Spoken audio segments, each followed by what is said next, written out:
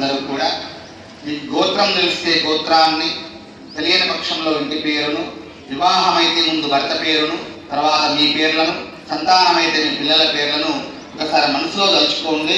పిల్లలందరూ కూడా సహా కుటుంబానాం అని అనాలి. పిల్లలందరూ కూడా సహా కుటుంబానాం అని అంటూ ఉండాలి.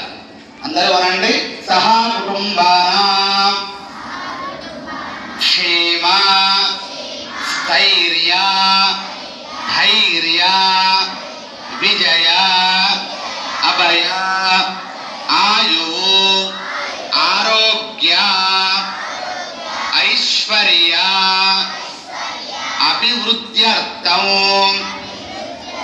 ధర్మార్థ కామమోక్ష చతుర్విధ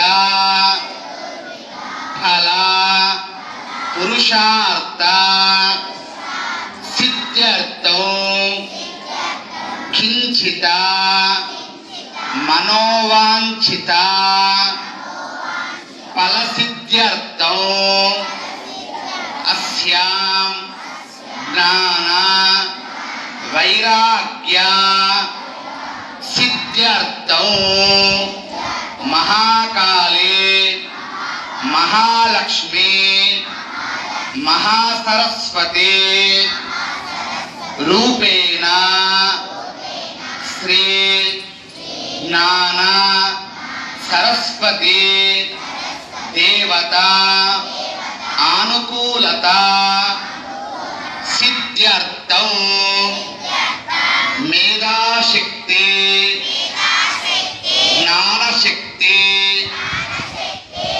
ఇచ్ఛాశక్తి అనుగ్రహ సిద్ధ్యర్థం విద్య బుద్ధి సిద్ధి అనుగ్రహ సిద్ధ్యర్థం యథాశక్తి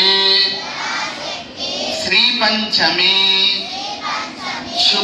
శుభదినాన యథాశక్తి సరస్వతి దేవత పూజ అహం అహం అహం కరిష్యే.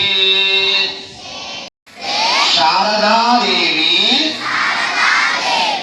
కాశ్మీర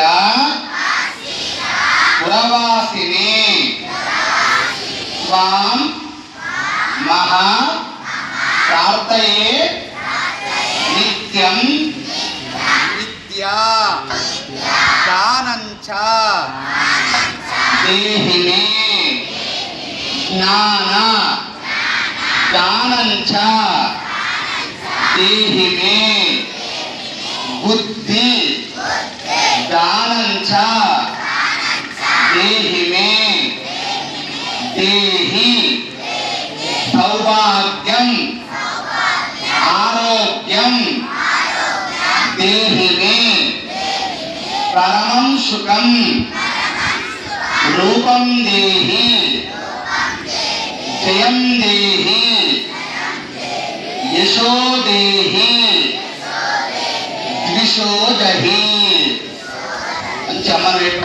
మంచి విద్యను, బుద్ధిని, జ్ఞానాన్ని, కీర్తిని, యశస్సునుతో పాటు మంచి ఆరోగ్యాన్ని కూడా ఇవ్వు తల్లి అని చక్కగా అమ్మనందరూ వేడుకోండి.